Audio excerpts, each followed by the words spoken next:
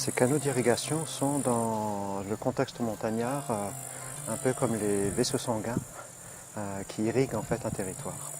Donc sur le plan pratique, la montagne a naturellement propension à laisser couler l'eau du haut vers le bas et certains territoires qui ont besoin de cette eau, notamment les territoires qui sont situés du côté adré ou les territoires pour lesquels on a besoin d'eau pour des fourrages ou pour l'alimentation humaine comme ici dans ce hameau, il fallait effectivement dériver le cours d'eau pour pouvoir l'utiliser à différentes fins. Parfois, mais ça reste la production agricole aussi bien sûr, à la conservation de certaines productions animales, notamment les fromages, dans le cadre de fruitières dans lesquelles l'eau circulait au milieu du bâtiment pour rafraîchir en fait le local et permettre de stocker de manière beaucoup plus efficace. Les canaux étaient faits pour éviter que ça parte dans les prés, pour diriger l'eau et pour pouvoir avoir des propriétés à peu près saines. Chaque fois qu'il y avait de l'eau un peu partout, il y avait des rigoles qui étaient faites et qui servaient très souvent pour l'eau du village. Ici, l'eau est toujours très très froide. Elle ne se réchauffe pas, même l'été. Cette eau a été utilisée pour pour que l'eau passe dans ces caves qui servaient à refroidir le lait dans les chaudrons. Donc chaque propriétaire a une cave. Tous les propriétaires du village ont une cave le long du ruisseau. Il y avait des trous au fond du mur qui permettaient l'eau de rentrer, mais sans qu'il y en ait trop, il fallait que se stabilise en fait, et puis il ressortait de l'autre côté. Regardez là, il y avait un canal qui s'est partiellement bouché parce que ces deux caves là ne servent plus. Mais vous voyez là, il y avait un pont et l'eau elle continuait pour rejoindre le plus grand canal. Et après, ce canal il se jette dans le torrent du Clou.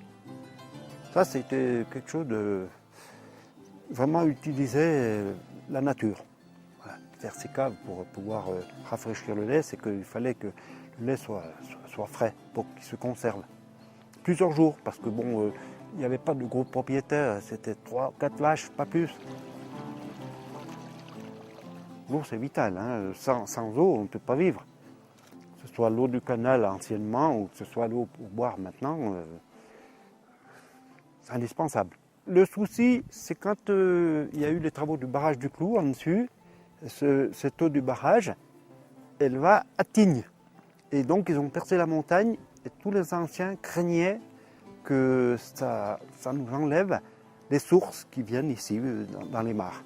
Et puis en fait, il ne s'est rien passé du tout, l'eau a toujours été aussi abondante, et c'était une continuité.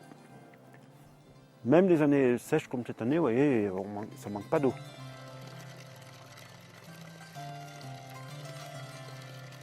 Chacun ayant intérêt à ce que le canal aille au moins jusqu'à sa parcelle, et donc il y avait des systèmes d'entretien collectif de ces canaux et parfois même extrêmement exigeants en termes de durée d'utilisation pour pouvoir effectivement faire passer l'eau sur ses propres parcelles.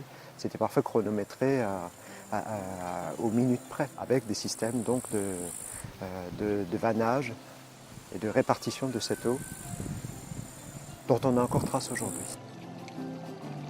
Ces canaux qui ont été créés à partir des cours d'eau initiaux prennent souvent le profil de la courbe de niveau, donc sont pratiquement à plat, avec des pentes qui sont très faibles, de l'ordre de quelques pourcents, pour que l'eau continue à descendre, mais qu'elle aille effectivement jusqu'à la distance et au lieu qui intéressait les utilisateurs finaux. Parce que sans cette eau-là, l'activité agricole n'aurait pas pu se développer et perdurer sur des territoires aussi secs parfois que sont les côtés adrés. Le problème, si je peux dire, c'est qu'avec l'évolution de la population agricole, la raréfaction de la main-d'œuvre et l'exode donc rural, on a assisté à une diminution donc, des ressources permettant d'entretenir ces canaux, avec l'abandon progressif des canaux les moins stratégiques, les moins importants pour la survie de l'activité agricole présente. À partir de la fin des années 50, début des années 60. À partir de ce moment-là, on a eu une vraie chute d'utilisation de ces parcelles, de ces canaux, tout comme d'ailleurs on a eu en même temps la régression de l'utilisation des prairies de fauche. C'était tout à fait corollaire cette régression. Et donc effectivement, on est devant une histoire récente. Néanmoins, certains canaux ont perduré dans leur usage agricole, mais ils sont devenus très rares. D'autres canaux ont été réhabilités à finalité touristique, il faut bien le dire, et également à finalité patrimoniale en tant qu'élément du paysage local pour la population concernée. Donc c'est des canaux qui ne sont plus systématiquement à usage agricole, voire même pratiquement plus, mais sur le plan patrimonial, ils ont une très grande valeur.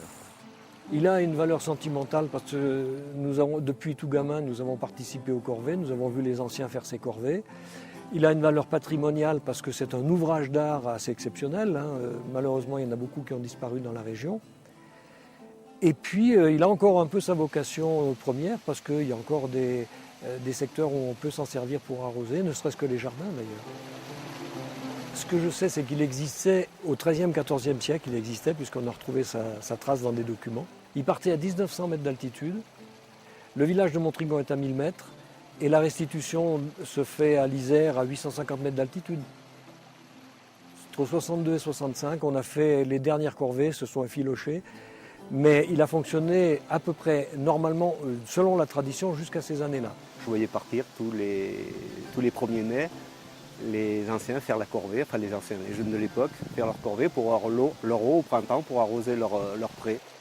La corvée, c'était ce que devait chaque individu, chaque exploitant, à la collectivité pour pouvoir se servir du bien de la collectivité. En l'occurrence, c'était le canal, donc il devait des journées de travail sur le canal pour avoir le droit de s'en servir. C'était très réglementé. Il y avait ce qu'on appelait le rôle de l'eau. On a eu quelques expériences malheureuses, des gros orages qui nous ont amené des gravats, qui ont inondé des caves du village.